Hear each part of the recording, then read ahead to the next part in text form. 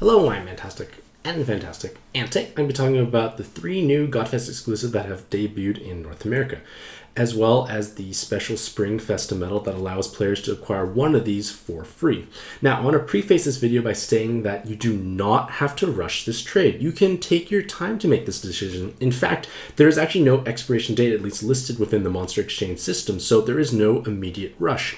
And this is important because if you do plan on rolling in the current Super Godfest or purchasing the special IAP bundle, which gives a 7-star Godfest exclusive, there is a chance you might roll one of these cards. And if you do so, you don't want to trade for them because while these cards are nice, you do not want to have duplicates. You are far better served by having 2 different unique cards as opposed to 2 duplicates of the same one. So this video will be highlighting the strengths and weaknesses of each of the cards to give you a more informed decision as to what you should be trading for. Now, basically starting today, the Monster Exchange system will allow players to trade this Spring Fest medal, which is given through the mail, so you can find it in your monster box eventually. And basically you just open up the Monster Exchange system, select, I believe it is event, and then you can just basically trade the medal for one of 3 new Godfest exclusives. So again, you can roll these cards. You might acquire them via the IAP bundle. Again, there is no rush to trade. So all these cards are designated as 7-star Godfest exclusives, so they only will be available during Godfest, and they have similar rarities to like Valkyrie Seal, Zeus Giga, and Athena Non, and it works the same way the whole trading process. You get to pick one of your choice. Now, I decided to include this handy little reference chart here and take this chart as a starting point. It's not absolute truth, but it tends to give at least some insight as to how useful a card is at least a moment's glance. Now, I basically rank them left to right, with left being highest. So in the case for leads, Rex is, in my opinion, the strongest lead, followed by Sara and Luna, and it continues all the way down. Of course, things like Orb Skin and Waifu Factor are really up to personal preference. Like, for all I know, you might be really into robotic metallic dragons, so that could be your waifu. I don't know. But regardless, I want to talk about each and every one of them in detail. So, Rex's active is changing all hazards, so jammers, poisons, and bomb orbs into wood, and then 1 turn plus 1 second orb movement time on a 2-turn cooldown. So this is quite useful. You get rid of hazards, you give orb movement time bonus, but by being a 2-turn active skill cooldown, you are able to inherit basically any active skill of your choice on top, and that will give you more flexibility because you can bring longer charging active skills, things you may not normally be able to accommodate on said team, much more easily. Now, as a leader, as I kind of alluded before, he is the strongest leader. He provides 4 times health and 144 times attack for dragon types when you use an active skill. There is no combo clause, no matching shape clause, no anything. So basically, he's a pure matching style leader, which is, in my opinion, the easiest playstyle to achieve. Basically, all you do is try and max combo a given board, and it has beautiful synergy with 7 combo awakenings. So your team building becomes thus dragons with 7 combo. It's reasonably straightforward and easy to play. You don't actually need you don't need to actually hit a high number of combos every turn, although it is helpful. Unfortunately, because of the active skill clause, you are somewhat reliant on using TARDIS. Now, I'm very well aware that both, if you use 2 Rex leaders, you actually have a 2-turn active skill cooldown on each, which means you are able to basically have this closed system. But unfortunately, with that system, you're basically dedicating 2 out of 6 instead of 1 out of 6 active. So I would still personally use TARDIS over Rex's for my active skill clause, because that way I'll have more active skills available for the dungeon at hand.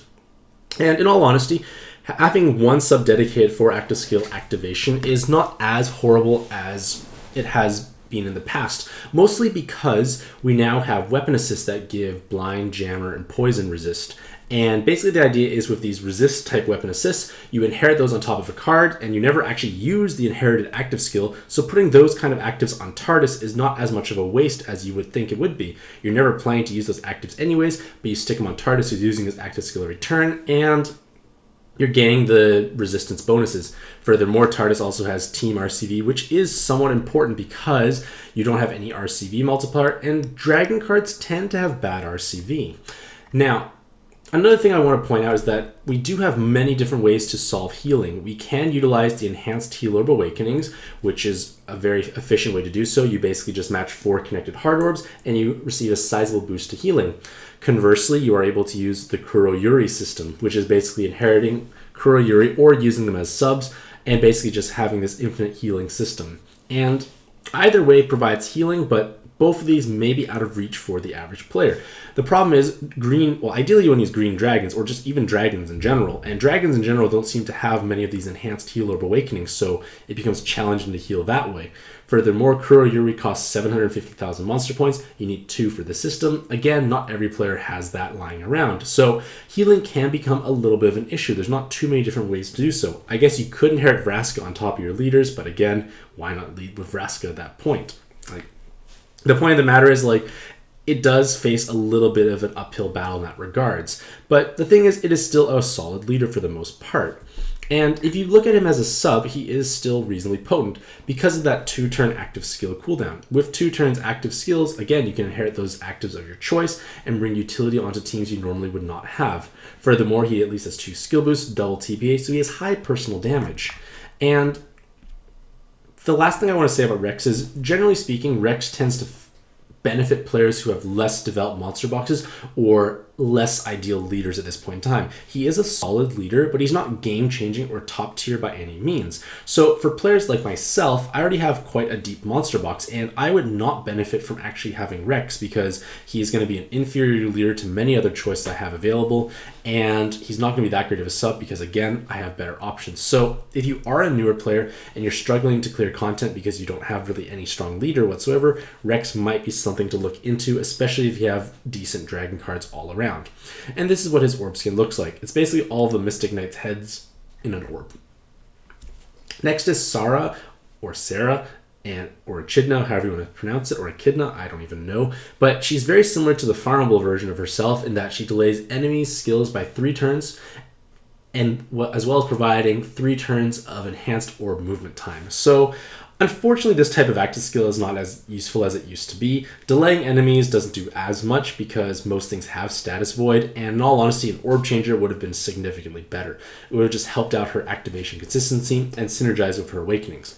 In terms of her leader skill, she is still a reasonably strong leader as well. She gives you 3 times attack and reduce damage taken by 25% when matching 4 or more connected fire orbs. So this is quite an easy activation requirement. Most boards should have 4 fire orbs present, and you can max combo the board because you don't have to match any other strange or weird patterns. So she does have pretty decent activation consistency, as well as having 43.75% damage reduction when matching those 4 connected fire orbs. So 182 times attack, 43.75% damage reduction, pretty reasonable metrics all around. She can survive the lethal gravity plus hit combo. She has reasonably high damage output, and her awakenings do give her a nice niche. She has both physical and dragon killer, as well as being able to actually utilize physical and dragon killer latents, so you can become more specialized at killing those particular spawns.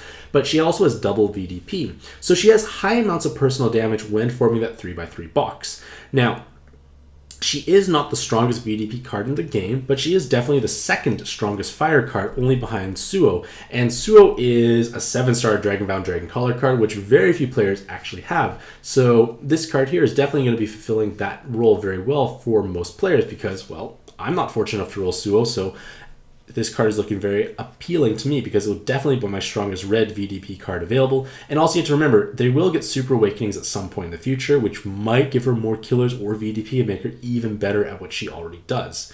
Now, the big issue is that she has no personal damage or very low personal damage without actually having that 3x3 box. So even though she has 182 times attack, which is modestly high, it's reasonable for the most part, the fact that 2 of your leaders will be having lackluster damage can be problematic. I guess you can use cards like Enra or Red Cotton and things with 777 combo, but it is still going to be a little harder as a leader when your 2 leaders are not pumping out as high damage as you actually want to have. Now,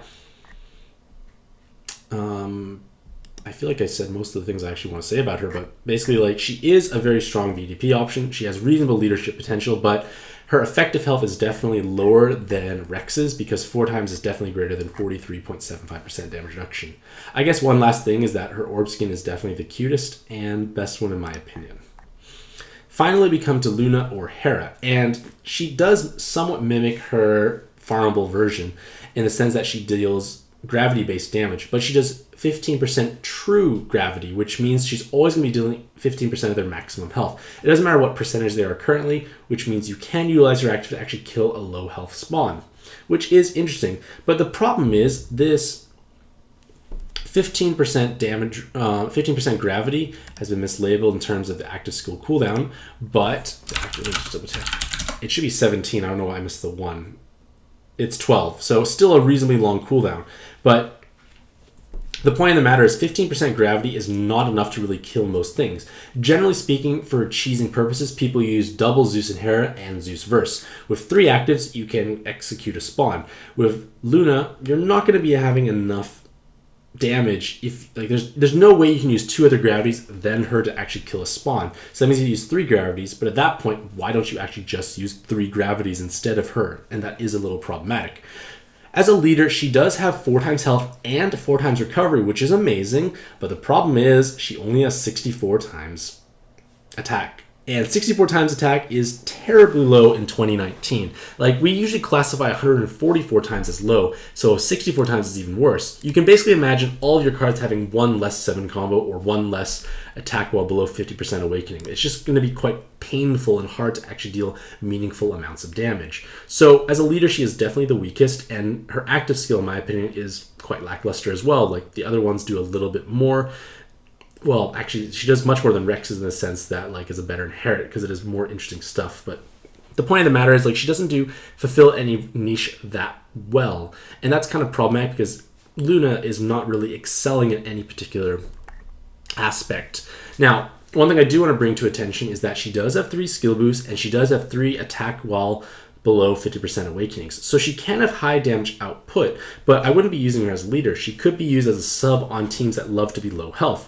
You can use her on teams like Dark Metatron, and the 3 skill boosts can help bring up your actives faster, but again, she only would be acting as a damage stick. Her active skill is not that amazing for a 12-turn cooldown. You're basically spending 12 turns for what essentially amounts to 5 Dark Orbs, and you can get much more value from various other active skills instead. So it is a little problematic because 50% gravity is not enough. It was higher than, yes, the cooldown will be offset by it, but at least it could be used for other applications. So generally speaking, Luna has, in my opinion, the lowest potential of all the cards, but she has the highest waifu factor, in my opinion, because she's at least the most human-like one.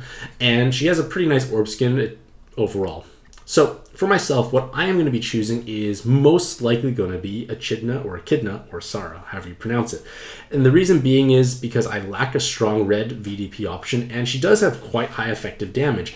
And I'm kind of hedging my bets, so to speak, and hoping that she does receive useful super awakenings in the future to make her an even stronger VDP option. So again, this decision is my own, and it's definitely reflective of my own monster box needs and goals. If you're someone with a less diverse or deep monster box, Rex might provide you with significantly more value because you might get a stronger leader right from the get-go.